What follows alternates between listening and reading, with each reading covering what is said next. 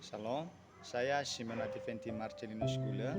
Saya seorang mahasiswa di Sekolah Tinggi Teologi Anugerah Misi Nias Barat. Saya semester 4. Jadi saudara-saudari, pada kesempatan ini saya ingin membahas tentang teologi sistematika 3, bahwa ada yang perlu kita pelajari di sini, bahwa tentang kristologi. Jadi perlu kita mengetahui pengertian dari kristologi ini. Kata kristologi berasal dari bahasa Yunani, yaitu Christos, artinya Kristus, dan yang kedua yaitu logos, artinya perkataan, firman, ilmu, dan ajaran. Jadi artinya bahwa ilmu atau ilmu yang tentang mempelajari tentang Kristus. Kristologi ini adalah doktrin tentang Kristus yang merupakan poros studi teologi. Jadi yang artinya bahwa kristologi ini adalah dasar dalam mempelajari teologi. Kristologi ini juga sebagai ilmu pengetahuan merupakan bagian dari teologi sistematika yang mempelajari tentang Kristus. Ya, jadi ini bagian dari teologi sistematika, dan namun juga Kristus akan dipelajari tersebut bukan hanya sebagai objek. Ya, bukan hanya juga sebagai objek, melainkan juga sebagai subjek studi teologi. Yang kedua yaitu eksistensi Yesus Kristus dalam Perjanjian Lama. Jadi yang artinya eksistensi ini adalah keberadaan. Jadi di sini kita mempelajari juga keberadaan Yesus Kristus di dalam Perjanjian Lama, di mana dalam pengakuan iman Kristen sepanjang masa yang menegaskan bahwa Yesus Kristus adalah juru selamat dunia atau sang penebus didasarkan atas kebenaran tentang Dia, yang diantara lain sebagai berikut. Yang pertama, Ia adalah sebagai juru selamat segenap umat manusia dan seisi dunia. Ya, yang kedua, Ia adalah juru selamat manusia dari kekekalan sampai kekekalan. Yang ketiga, Ia adalah penyelamat sempurna, karya penyelamatannya sempurna bagi mereka yang ditebus. Ya, jadi sudah jelas di sana bahwa Dia adalah seorang juru selamat bagi semua orang, ya, bagi seluruh dunia atau setiap orang yang percaya kepadanya. Yang pertama yaitu Yesus Kristus dalam perspektif teologi Alkitabiah. Dari perspektif akademik dapat dikatakan bahwa Yesus Kristus adalah poros studi bagi teologi Kristen, ya, yang menjelaskan bahwa bagaimana kebenaran konsep teologis seorang sangat ditentukan oleh pemahaman kristologinya. Ya, jadi bagaimana dasar seorang teologi itu berdasarkan tentang pemahaman atau kebenaran-kebenaran yang telah kita ketahui melalui kristologi ini atau ilmu yang mempelajari tentang Kristus ini. Ya. Jadi yang kedua yaitu Kristus dalam kekekalan masa lalu. Kekekalan Kristus inilah yang menimbulkan perdebatan di kalangan orang Yahudi zaman Yesus ketika Ia berkata, sebelum Abraham jadi aku telah ada. Ya, jadi pernyataan ini tidak akan mungkin dapat dipahami jika melihat eksistensi Yesus hanya sebagai manusia biasa semata. Ya, jadi ini suatu perdebatan kepada orang Yahudi kepada Yesus pada waktu itu. Dan juga aspek kekekalan Yesus Kristus adalah doktrin terpenting dari kristologi. Ya, ini penting sekali, perlu kita pahami bahwa sebab jika Kristus ini tidak dikekal, maka Ia adalah suatu ciptaan yang berada dan diikat oleh waktu. Dia tidak mempunyai kualitas atau kapasitas kekekalan. Ya, jadi Allah ini adalah mempunyai atau kekekalannya itu. Bagaimana kita mengetahui kekekalan Yesus Kristus itu? Ada bukti-bukti Alkitab. Ya, jadi bukti-bukti Alkitab tentang kekekalan Yesus bersifat langsung dan tidak langsung. Misalnya nubuat mengenai Kristus atau Mesias. Ya, jadi dikatakan bahwa Ia akan dilahirkan di Betlehem. Ya, ini sebuah nubuat tentang Yesus Kristus. Kita bisa melihat di dalam Mika pasal 5 ayat 1. Dan ada juga ayat-ayat selanjutnya. Kalau kita melihat Bapa yang kekal, kita bisa melihat di Yesaya pasal 9 ayatnya yang kelima. Jadi yang ketiga yaitu eksistensi Yesus Kristus dalam Perjanjian Lama. Pernyataan tentang Yesus Kristus dalam Perjanjian Lama merupakan latar belakang terpenting bagi eksistensi dari kisah Yesus dalam Perjanjian Baru, yaitu tipologi Yesus Kristus, dalam perjanjian lama. Tipologi terutama berusaha menerapkan suatu fakta bersejarah sebagai suatu contoh dari sebuah kebenaran rohani. Jadi tipe adalah suatu gambaran atau suatu yang akan datang. Tipologi yang pertama yaitu dalam tokoh-tokoh perjanjian lama.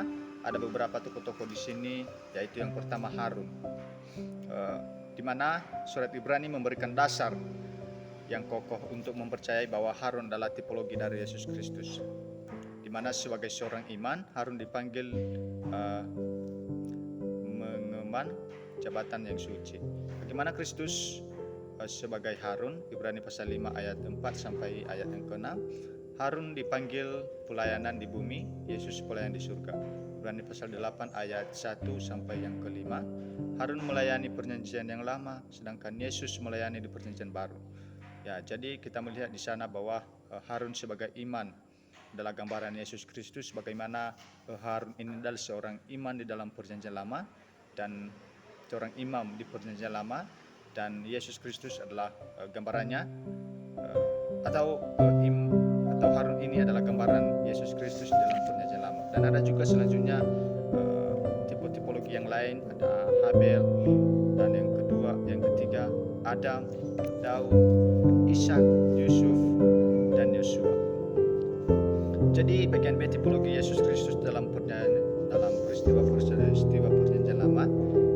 Sejumlah peristiwa nyata dalam perjanjian lama yang menggambarkan tentang eksistensi dan karya Kristus dalam perjanjian lama atau dalam perjanjian baru, antara lain pakaian Adam dan Hawa. Kita mencatat suatu perkara indah yang dikerjakan Allah bagi umat manusia di tengah-tengah perjanjian dan hukuman dosa. Jadi kita melihat bahwa pertama sekali manusia jatuh ke dalam dosa oleh manusia yang pertama yaitu Adam, dan di mana setelah mereka melakukan kejahatan bahwa Allah berinisiatif untuk membuat pakaian mereka dari kulit binatang. Allah membuat pakaian mereka dari kulit binatang untuk manusia dan untuk istrinya itu, lalu mengenakannya kepada mereka. Kejadian pasal 3 ayatnya ke-21. Yang kedua yaitu pemeliharaan Allah dalam bahtera. Jadi di tengah-tengah hukuman yang sedang dijatuhkan Allah kepada seluruh dunia, Allah meluputkan orang yang benar dari penghukuman yang merupakan aspek utama pekerjaan Yesus sang juru selamat. Tetapi seperti Allah menyelamatkan Nuh sambil mendatangkan air bah di dunia yang fasik, Petrus pasal 2 ayatnya yang ke-5, Tuhan tahu menyelamatkan orang benar dari penyakit. Jadi pada waktu itu Yesus telah memelihara seorang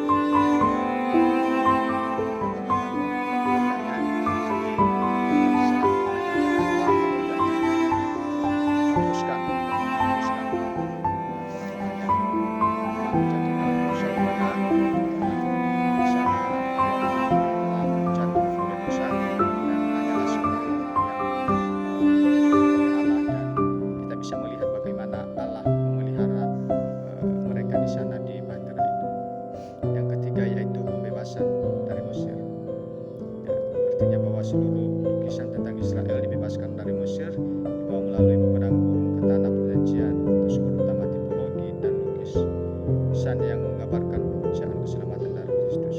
Jadi bagaimana Allah telah membebaskan orang Israel dari tanah Mesir pada waktu itu semua karena supaya mereka bebas dari tanah perbudakan, sehingga selalu menyertai mereka. Nomor 4, masuk ke tanah perjanjian.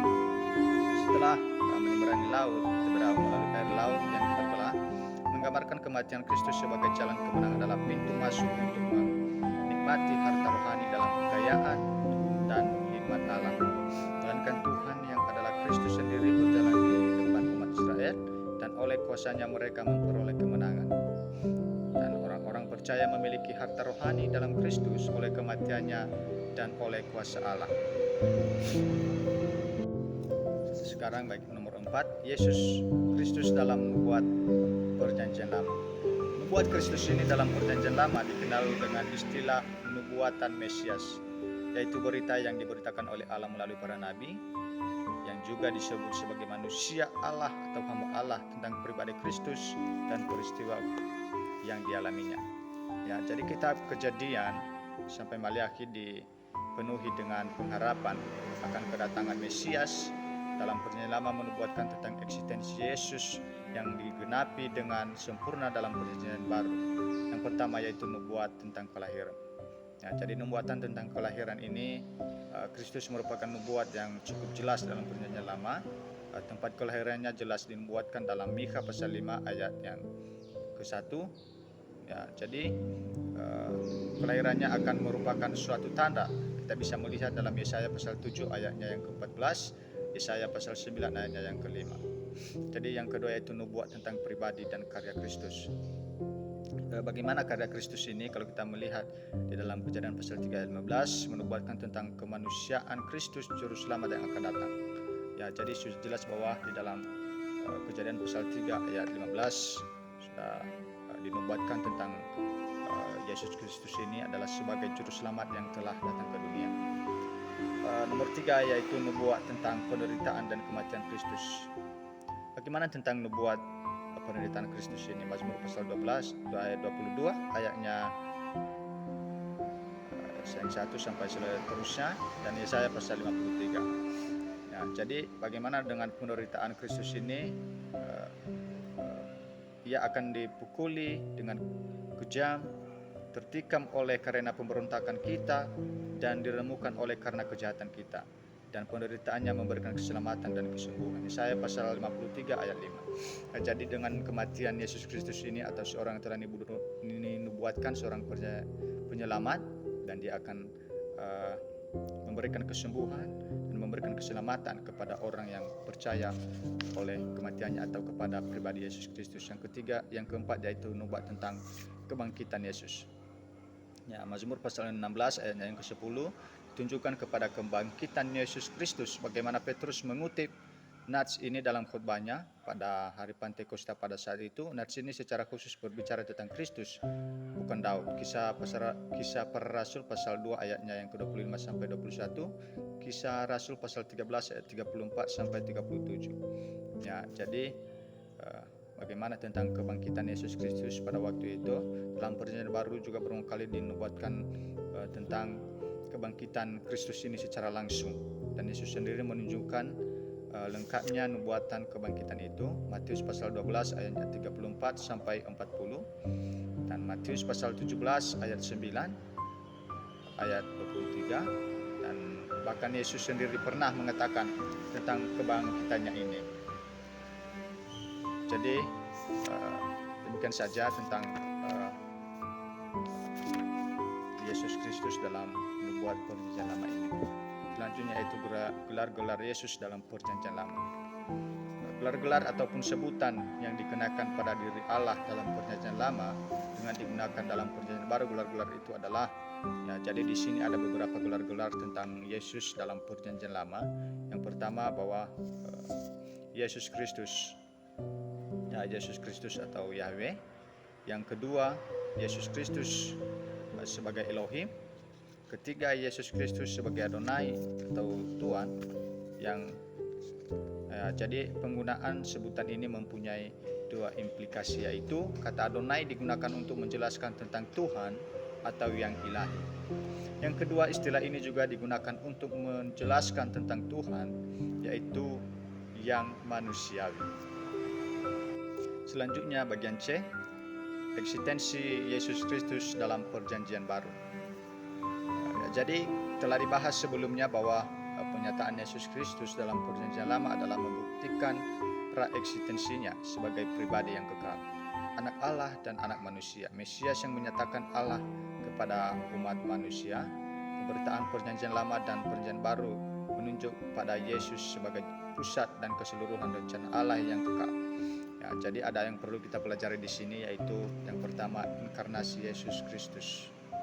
Inkarnasi ini Kristus ke dalam dunia menjadi landasan dan bukti konsistensi dan kesetiaan Allah dalam memenuhi rencana Shalomnya yang kekal. Dengan alasan ini mengatakan, Walford mengatakan bahwa seluruh teologi Kristen bergantung kepada inkarnasi Kristus. Ya, Ya, jadi ada beberapa hal yang perlu kita pelajari di sini. Yang pertama yaitu problematika inkarnasi. Dalam prainkarnasi Kristus, ia telah memiliki segala sifat dan atribut Allah. Ya, jadi sifat-sifat mulia tersebut telah dimiliki Yesus sejak kekekalan sampai pada ia berinkarnasi, dan sampai pada kekekalan masa depan Kristus tetap Allah yang tidak akan berubah. Ibrani pasal 13 ayatnya yang ke-8. Yang kedua, pengertian inkarnasi Kristus. Secara harfiah, istilah inkarnasi tidak ditemukan dalam Alkitab. Namun demikian, hal ini sudah menjadi suatu istilah yang baku dalam tradisi teologi Kristen. Meskipun kata inkarnasi tidak ditemukan dalam Alkitab, namun gagasan ini, konsep doktrin tersebut tersebar luas dalam Perjanjian Lama. Jadi dalam teologi Kristen, inkarnasi merupakan karya Kristus, yaitu pribadi kedua Allah Tritunggal atau Logos yang mengambil rupa bentuk atau rupa insani untuk menyatukan sifat kealahannya dengan sifat manusia. Ya, Kristus adalah Allah yang sejati dan manusia yang sejati. Ya, jadi pengertian inkarnasi ini adalah Allah yang mengambil rupa sebagai manusia untuk datang ke dunia dan menebus manusia dalam dosa. Nomor 3, tujuan inkarnasi. Tujuan inkarnasi bukanlah merupakan tujuan rencana Allah, melainkan sebagai sarana ilahi Allah untuk menanggapi rencana dan rancangan Salomnya, yaitu menyelamatkan manusia berdosa. Ya, jadi untuk tujuan inkarnasi ini, tujuan Yesus datang ke dunia yaitu untuk menyelamatkan umat manusia yang telah jatuh di dalam dosa. Jadi mengapa Allah mengutus Yesus datang ke bumi atau dia mengambil rupa seorang manusia, yaitu dalam Alkitab menjawab antara lain, yaitu menyingkapkan diri Allah Bapa. Tujuan inkarnasi bertegas di dalam kebenaran pernyataan Alkitab bahwa Yesus Kristus yang datang dari surga adalah untuk memberikan kasih karunia kepada manusia dan membawa manusia balik untuk menikmati segala perjanjian berkat Allah. Ya, jadi di mana sebelumnya manusia telah jauh dari Allah, dan sehingga dengan kedatangan Yesus Kristus telah didamaikan hubungan antara manusia dan dengan Allah. Yang kedua, menjadi kurban penebusan dari dosa. Yohanes menyebut Yesus sebagai domba untuk kurban penebusan manusia dan kuasa dosa. Yohanes pasal 1 ayatnya 29 dan ayatnya yang ke-36. Dalam konsep pemahaman yang sama, Paulus juga mengatakan bahwa orang percaya telah ditebus, dibayar secara lunas melalui pengorbanan Kristus dari kayu salib. 1 Korintus pasal 6 ayatnya yang ke-20. Ya, jadi Yesus Kristus sebagai kurban yang telah dipersembahkan sebagai kurban untuk menyelamatkan manusia dari dosa. Ya, jadi yang ketiga yaitu menghancurkan kuasa setan. Yohanes mencatat bahwa salah satu tujuan inkarnasi Kristus adalah untuk memusnahkan dan membinasakan perbuatan-perbuatan iblis. 1 Yohanes pasal 3 ayat 8. Alasan membinasakan aktivitas iblis adalah supaya orang percaya terhindar dari pengaruh roh jahat untuk berbuat dosa. 1 Yohanes pasal 3 ayatnya ke-8 sampai yang ke-9. Bagian D yaitu mengukuhkan janji-janji Allah. Ya, Kristus sebagai manusia untuk mengukuhkan janji-janji Allah yang telah diberikan kepada leluhur Israel untuk menunjukkan kemurahan kepada orang bukan Yahudi. Roma pasal 15 ayatnya yang ke-8 sampai 12 diawali dengan proto Injili dalam Kejadian pasal 3 ayat 15 dan berlanjut terus sepanjang Perjanjian Lama. Allah berulang kali berjanji dan mengutus anaknya ke dalam dunia. Bagian E yaitu menghapus dosa. Ya, tujuan inkarnasi ini yaitu untuk menghapus dosa dengan menguburkan dirinya sendiri. Kristus telah menghapus dosa. Ibrani pasal 9 ayat 26, Yesus mengatakan bahwa anak manusia datang bukan untuk dilayani, melainkan untuk melayani dan untuk memberikan nyawa menjadi tebusan bagi banyak orang. Markus pasal 10 ayatnya yang ke-15. Bagian F yaitu menjadi teladan bagi manusia. Ya, Jadi sudah inkarnasi, maka seluruh kehidupan Yesus antara lain menyangkut etika, moral, dan rohani, bahkan tingkah laku perilakunya sebagai manusia menjadi teladan bagi umat manusia. 1 Yohanes pasal 2 ayatnya yang ke-6, 1 Petrus pasal 2 ayatnya yang ke-21. Ya, jadi dengan kedatangan Yesus Kristus, bagaimana dia menjadi teladan kepada manusia, dia mengambil baik dalam etika, moral, dan rohani, bahkan selanjutnya teori kenosis. Secara terminologis, pengertian kenosis berkaitan dengan pengosongan atau penghampaan diri yang dalam konteks Filipi pasal 2 ayatnya yang ke-6 sampai ayatnya yang ke-8 berbicara tentang Kristus yang mengosongkan dirinya dan mengambil rupa seorang hamba. Kemudian dalam teologi istilah kenosis dipakai dalam dua maksud, yaitu menunjukkan Allah yang membatasi dirinya atau self-limitation, dan untuk menunjukkan Allah yang meniadakan atribut ilahinya yang menyatu dengan natur manusia. Ya, jadi sudah jelas di sana bahwa di Filipi pasal 2 ayatnya yang ke-6 sampai ayatnya yang ke-8. Kehidupan dan karya Kristus. Telah dijelaskan bahwa Logos yang berinkarnasi ke dunia adalah untuk menyatakan Allah kepada manusia. Ya, jadi bagian A yang pertama, kelahiran sampai kehidupan Yesus Kristus. Kehidupan Yesus diawali dengan pernyataan Allah melalui malaikat kepada Maria dan Yusuf. Pernyataan ini menunjuk kepada penggenapan nubuat di dalam Perjanjian Lama sebagai peneguhan janji Allah. Ya, dengan inti rencana Allah tentang siapa Yesus itu, yaitu anak Allah, anak manusia, Son of God as Son of Man, Mesias keturunan Daud, dan Raja kekal untuk selama-lamanya. Dia juru selamat dunia. Tujuan kedatangan Yesus ini diteguhkan secara khusus setelah kelahirannya dengan kesaksian oleh malaikat maupun oleh Simeon. Kelahiran Yesus didahului dengan kehadiran Yohanes Pembaptis sebagai pendahulu dan penyiap jalan bagi kedatangan Mesias yang menggenapi nubuat sebelumnya.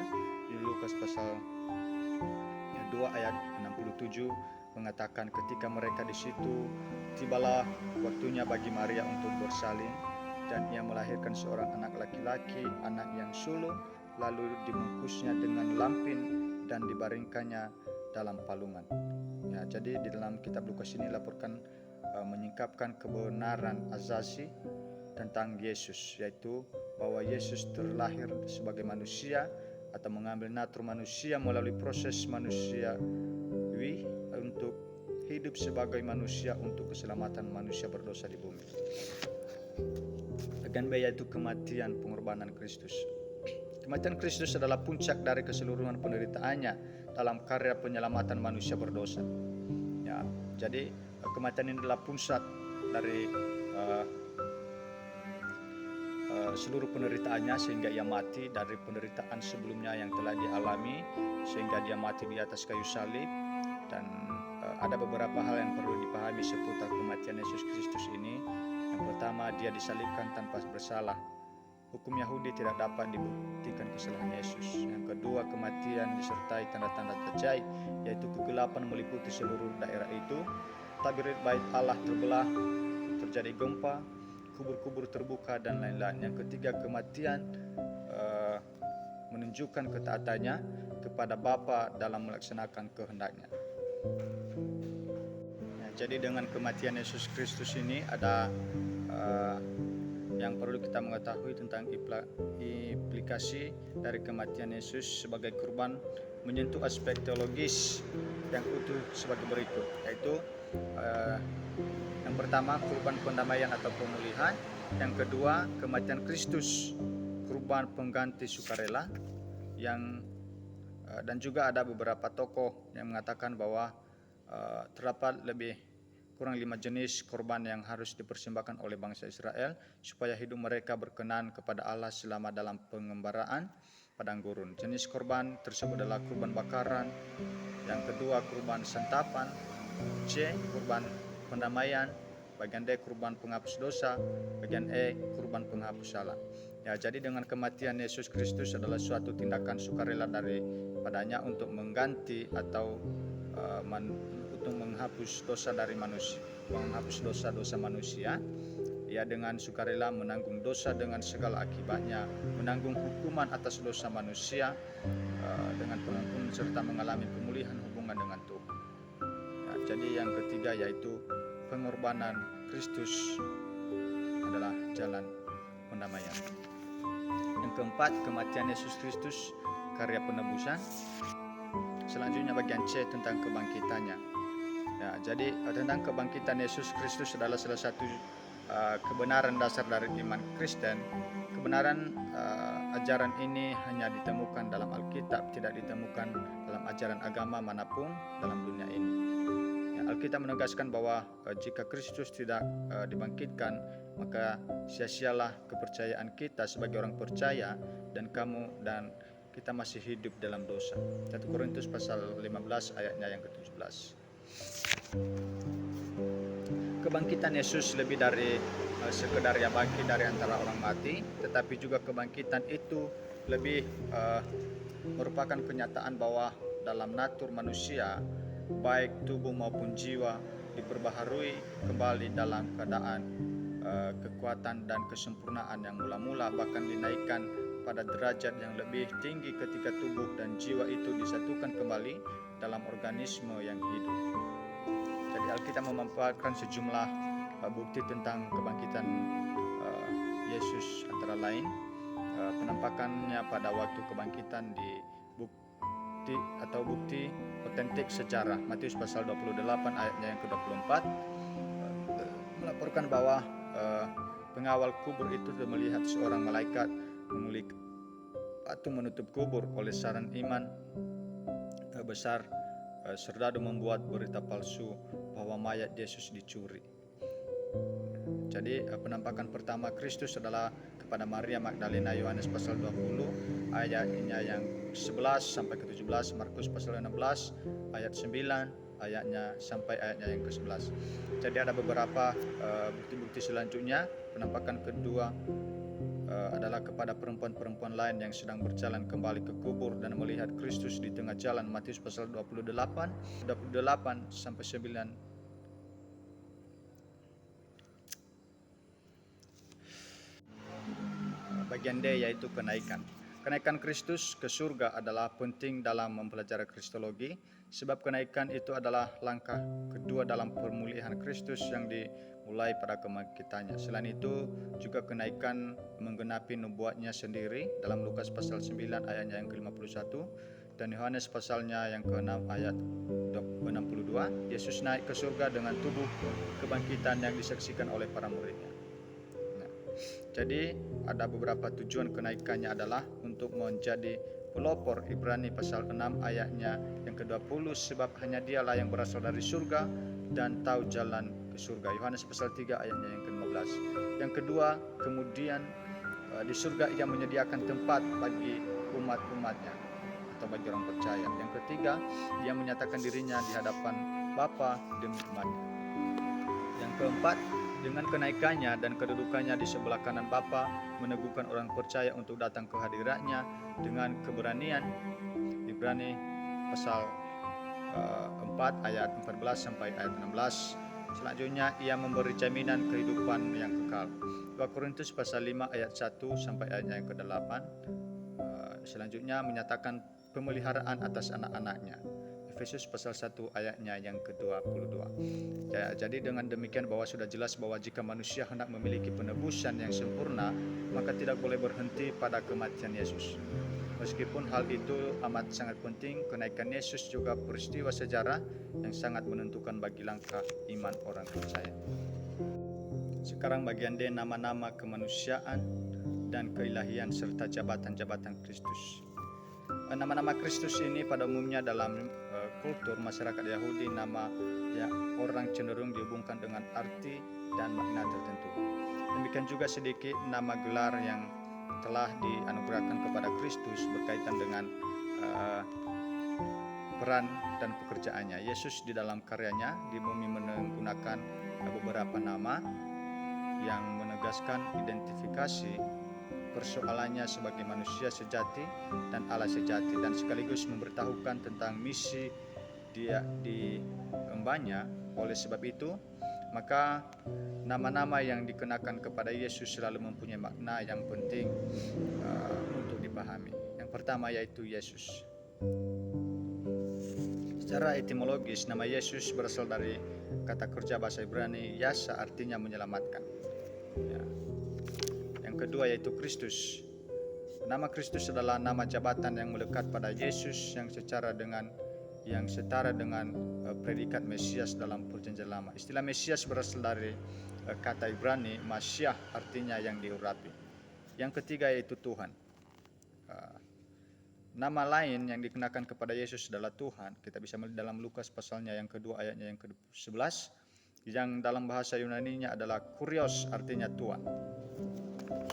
Selanjutnya anak manusia.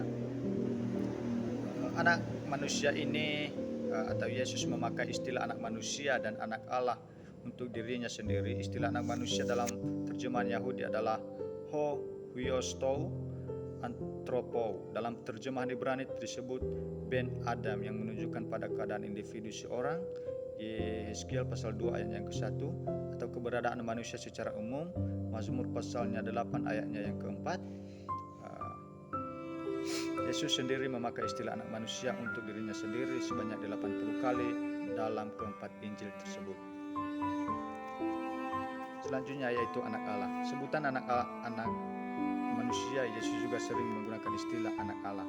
Dari sisi latar belakang Perjanjian Lama, istilah anak Allah dikenakan kepada pribadi yang berbeda, yaitu malaikat. Kejadian pasal 6 ayat 1 sampai ke 4, Ayub pasal 1 ayatnya yang ke-6, orang Israel secara individu. Ulangan pasal 14 ayat 1 sampai 2, Matius pasal 2 ayat 15, raja yang Teokratis 2 Samuel pasal 7 ayatnya yang ke-14.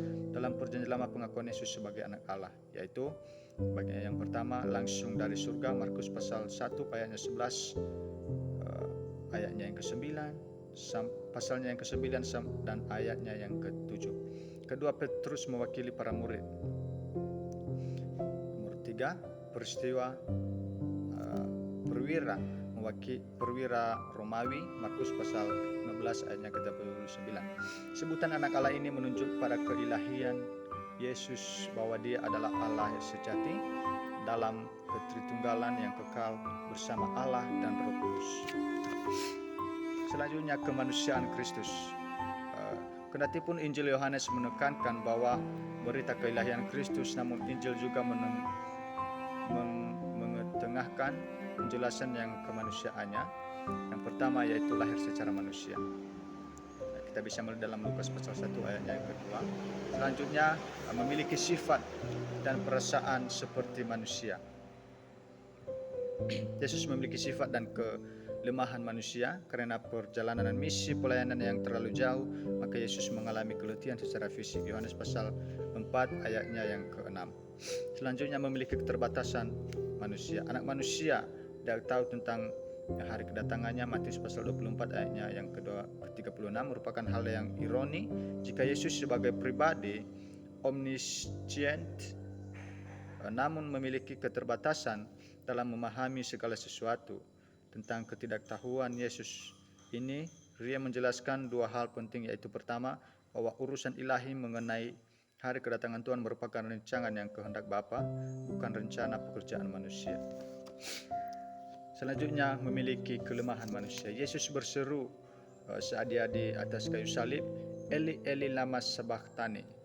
Ya, frase Aram ini terjemahkan menjadi Allahku Allahku mengapa engkau meninggalkan aku. Matius pasal 27 ayatnya yang ke-46. Ya, jadi kita bisa melihat di sana pada waktu itu dia memiliki atau dia merasakan saat dia disalibkan, bagaimana dia merasakan yang telah dilakukan dalam pribadinya. Dia mempunyai kelemahan dan merasakan sesuatu sebagai yang telah kita rasakan atau sebagai yang telah dirasakan oleh manusia. Selanjutnya yaitu nomor 3, keilahian Kristus. Alkitab menegaskan bahwa Yesus adalah Allah, sebuah serangan dengan keilahian. Yesus Kristus merupakan suatu serangan pada dasar kekristenan. Nah, jadi yang pertama pengajaran Yesus Kristus. Pengajaran Yesus Kristus bersifat egosentris, di mana ia selalu berbicara tentang dirinya sendiri. Kendati pun ia berbicara tentang Allah Bapa, namun selalu dihubungkan dengan dirinya sendiri yang selalu menjadi pusat beritanya. Petrus menyadari dan mengatakan bahwa Yesus adalah yang kudus dari Allah. Yohanes pasal 6 ayatnya yang ke-69. Nomor 2 yaitu pengakuannya. Keilahian juga diteguhkan dan dibuktikan melalui pengakuan-pengakuan tentang dirinya. Dia mengaku bahwa dia adalah Mesias, Markus pasal 8 ayat 27 sampai ayatnya yang ke-28. Nomor 3, tindakannya. Keilahian Yesus juga melihat dan dinyatakan dengan setiap tindakan ilahinya yang rasional yang disebut dengan mukjizat. Tindakan-tindakan Yesus yang membuktikan bahwa dia adalah Allah, yaitu yang pertama, Yesus mengampuni dosa, Markus pasal 2 ayat 1 sampai 12. Nomor 2 yaitu Yesus memberi hidup. 3, Yesus akan menghakimi dunia. D, Yesus pemelihara. Bagian C, Yesus menerima penyembahan. Nomor 4 yaitu jabatan-jabatan Yesus Kristus. Jabatan-jabatan ini adalah pekerjaan yang ditugaskan oleh penguasa yang lebih tinggi dari yang mengerjakannya. Yang pertama, Yesus sebagai nabi. Yang kedua, Yesus Kristus sebagai imam. Yang ketiga, Yesus Kristus sebagai raja. Jadi demikian saja pembahasan yang saya bisa sampaikan di dalam kristologi ini, dalam segala kelemahan keterbatasan dalam menyampaikan segala sesuatu yang telah saya paparkan di dalam video ini. Mohon dimaklumi. Demikian saja yang boleh saya sampaikan. Tuhan Yesus memberkati kita semua. Shalom.